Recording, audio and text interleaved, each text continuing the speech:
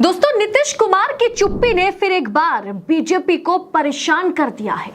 तभी तो जेपी नड्डा दौड़े दौड़े एक बार फिर बिहार पहुंच गए। जेपी नड्डा का एक महीने के अंदर ये बिहार का दूसरा दौरा है। अंदाजा ये लगाया जा रहा है कि जेपी नड्डा, जो फिलहाल भी बीजेपी के राष्ट्रीय अध्यक्ष बने बैठे हैं, हरियाणा में, झारखंड में, महाराष्ट्र में, जम्मू कश्मीर में चुनाव है, लेकिन जेपी नड्डा बार बार राष्ट्रीय अध्यक्ष बनकर बार बार बिहार का दौरा, पटना का दौरा क्यों कर रहे हैं?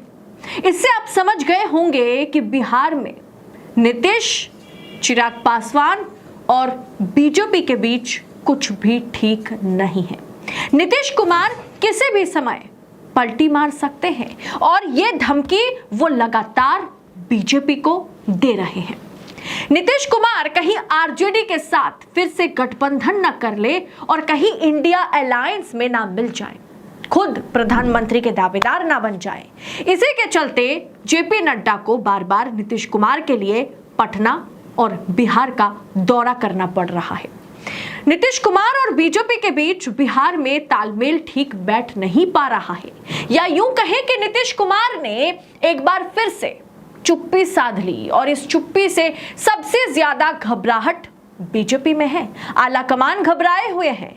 अगर कहीं नीतीश कुमार ने फिर पलटी मार दी, आरजेडी और कांग्रेस संघ सरकार बनाकर महागठबंधन में शामिल हो गए, तो 2025 का विधानसभा चुनाव और साथ ही साथ 12 सांसदों के साथ केंद्र सरकार पर आफत आ जाएगी।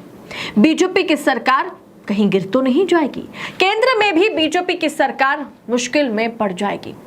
मोदी जी केंद्र में जिन दो बैसाखियों के सहारे खड़े हैं, उनमें से एक बैसाखी नीतीश कुमार है। अगर ऐसे में नीतीश कुमार आरजेडी और कांग्रेस के साथ सरकार बनाते हैं तो केंद्र सरकार भी गिरने की कगार पर आ जाएगी। कांग्रेस ने पहले भी यह दावा किया है कि केंद्र में बीजेपी की सरकार 1 साल से ज्यादा नहीं चल पाएगी और इंडिया ने, विपक्ष ने नीतीश कुमार के लिए भी दरवाजा खोल के रखा है। इसी डर से बीजेपी के आलाकमान नीतीश कुमार को अपने खेमे में रखने की पूरी कोशिश में जुट गया है और इसका चार्ज खुद जेपी नड्डा ने ले लिया। सोचिए, 4 राज्य में विधानसभा का चुनाव है, ऐसे में जेपी नड्डा फिर से पटना का दौरा करते हुए नजर आ रहे हैं। बार बार वो बिहार पहुंच रहे हैं, बिहार को लेकर के उतावले हैं। पर नीतीश कुमार बीजेपी से नाराज है। ये नाराजगी छुपी हुई नहीं है। नीतीश कुमार को मनाने की जिम्मेदारी मिली है बीजेपी अध्यक्ष जेपी नड्डा को, क्योंकि नीतीश कुमार के रिश्ते मोदी और शाह यानी गुजरात लॉबी के साथ पहले से ही कुछ खास नहीं है। नीतीश कुमार एनडीए छोड़ने के संकेत साफ तौर पर दे रहे हैं और ऐसा माना जा रहा है कि उनकी बातचीत बिहार के बीजेपी नेताओं के साथ भी बंद हो चुकी है, क्योंकि नीतीश कुमार मीटिंग करते हुए नजर आ रहे हैं, लेकिन उस मीटिंग में बीजेपी के कोई भी नेता, कोई भी विधायक पहुंच नहीं रहे। जेडीयू को हर हाल में बीजेपी से अलग थलग करने की कोशिश में नीतीश कुमार जुटे हुए हैं, क्योंकि नीतीश कुमार के पास ये खबर है, जिस खबर के बारे में हमने भी आपको पहले बताया था कि बीजेपी आलाकमान मोदी और शाह, खास करके अमित शाह, पटना में शिकारियों को उतार दिए थे। चुनाव भी नतीजे आने के तुरंत बाद ही 12 सांसदों को तोड़ने की कोशिश अमित शाह लगातार कर रहे हैं। ललन सिंह जो है, उनको कहीं ना कहीं बीजेपी ने अपने खेमे में कर लिया है। वो लगातार मोदी और शाह के साथ मीटिंग पर मीटिंग करते हुए उनके दफ्तर में, उनके घरों पर नजर आ रहे हैं। ऐसे में 12 सांसदों पर बीजेपी की नजर है और अगर 12 सांसदों को अपने पाले में करने में बीजेपी सक्षम होती है, कम से कम उनके साथ वार्तालाप भी अच्छी खासी शुरू हो जाती है, तो 24 के बाद 25 का विधानसभा चुनाव बिहार में जेडीयू के लिए, नीतीश कुमार के लिए मुश्किल हो जाएगा। तभी तो 4 राज्य में चुनाव के बीच जेपी नड्डा बिहार पहुंच रहे हैं। नड्डा को हरियाणा जाना चाहिए, वहां चुनाव है। जम्मू कश्मीर जाना चाहिए, वहां फिलहाल तो चुनाव हो चुका है। महाराष्ट्र, झारखंड जाना चाहिए, जिन राज्यों में चुनाव हो रहे हैं। लेकिन इधर जैसे ही उन्हें खबर, कानों कान खबर मिली है कि नीतीश कुमार आरजेडी प्रमुख लालू यादव और तेजस्वी यादव के साथ बातचीत करने का मन बना चुके हैं, जैसे उनके पास ये खबर आई, तुरंत वो बिहार भागे। ये बिहार क्यों जा रहे हैं? वहां तो चुनाव में अभी 1 साल से ज्यादा का वक्त है ना दोस्तों। नीतीश कुमार की ओर से मिल रहे कई संकेतों ने बीजेपी में हड़कंप मचा दिया है। जेपी नड्डा को खुद इन चुनावों के बीच पटना जाना पड़ रहा है। अभी हाल ही में जो बिहार की राजनीतिक उलटफेर हुआ वो बहुत दिलचस्प है। इसी बात से अंदाजा लगाया जा सकता है कि बिहार में सत्ता की गलियारों में राजनीतिक हलचल एक बार फिर तेज है। बिहार और जेडीयू के नेता किसी भी सरकारी कार्यक्रमों में कहीं भी साथ दिखाई नहीं दे रहे हैं। बीजेपी विधायक अलग हो चुके हैं और नीतीश कुमार के विधायक अलग हो चुके हैं। ये किसी भी सरकारी कार्यक्रमों में साथ नजर नहीं आ रहे हैं और नीतीश कुमार की जो बैठकें हो रही है वहां से भी बीजेपी नेता, बीजेपी विधायक गायब नजर आ रहे हैं। पटना के बापू सभागार में 19 सितंबर को बेस्ट मैनेजमेंट का एक कार्यक्रम था जिसमें राज्यपाल विश्वनाथ अर्लेकर के साथ प्रोग्राम में मुख्यमंत्री, उप मुख्यमंत्री सम्राट चौधरी, उप मुख्यमंत्री विजय सिन्हा, विधानसभा अध्यक्ष नंदकिशोर यादव, नगर विकास मंत्री नितिन नवीन मौजूद थे। लेकिन जेडीयू के एक भी शीर्ष नेता मौजूद नहीं थे। यानी जहां बीजेपी नेता पहुंच रहे हैं, डिप्टी सीएम पहुंच रहे हैं, वहां से जेडीयू नेता खुद को अलग कर रहे हैं और जहां जेडीयू नेताओं की मीटिंग हो रही है वहां से बीजेपी विधायक, बीजेपी नेता खुद को अलग कर रहे हैं। वैसे जिस कार्यक्रम के बारे में मैंने आपको बताया उस कार्यक्रम में सीएम नीतीश कुमार के आने की भी संभावना थी, पर नीतीश कुमार इस कार्यक्रम में नहीं गए। उल्टा जेडीयू से किसी मंत्री ने इस कार्यक्रम में शिरकत तक नहीं की। वहीं सीएम नीतीश कुमार ने उसी दिन 4 एक्सप्रेसवे को लेकर के हाई लेवल की मीटिंग भी बुलाई थी। लेकिन विभाग के मंत्री और डिप्टी सीएम बीजेपी की ओर से विजय सिन्हा ने भी इस बैठक से किनारा कर लिया था, जबकि इस बैठक में योजना की जानकारी देनी थी और उनका वहां होना जरूरी था।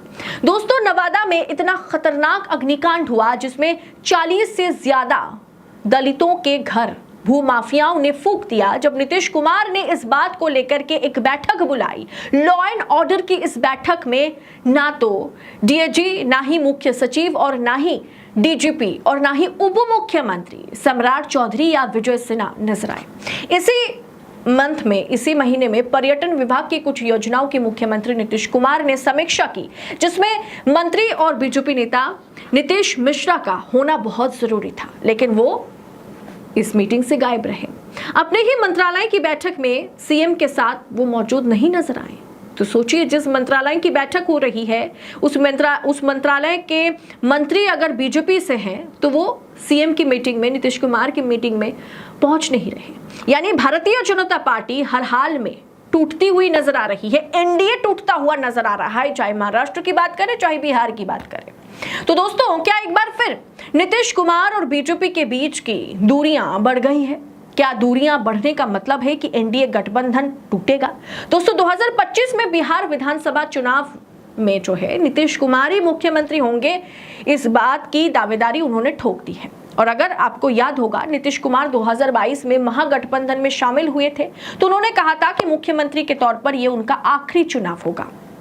वैसे में क्या चल रहा है, क्या खिचड़ी पक रही है बिहार में, ये समझ से परे है। लेकिन इतना समझ आपको आ गया होगा कि बीजेपी वाले जेडीयू वाले को बॉयकॉट कर रहे हैं और जेडीयू वाले बीजेपी वाले को बॉयकॉट कर रहे हैं। 2025 में मुख्यमंत्री क्या सीएम के तौर पर फिर एक बार नीतीश कुमार को देखा जाएगा या भारतीय जनता पार्टी बड़ी पार्टी बनकर उभरेगी और वो नीतीश को पूरी तरीके से साइडलाइन कर देगी? इसके बारे में नीतीश कुमार को, जेडीयू को बहुत पहले ही सोचने की आवश्यकता थी। जब एनडीए में वो साथ जा रहे थे तो उन्हें सोचने की जरूरत थी। आगामी साल चुनाव है, 2025 का विधानसभा चुनाव है, जहां से पूरी तरीके से जेडीयू को खत्म कर दिया जाएगा और 2 मुख्य पार्टी आरजेडी और बीजेपी आपस में चुनाव लड़ेंगे।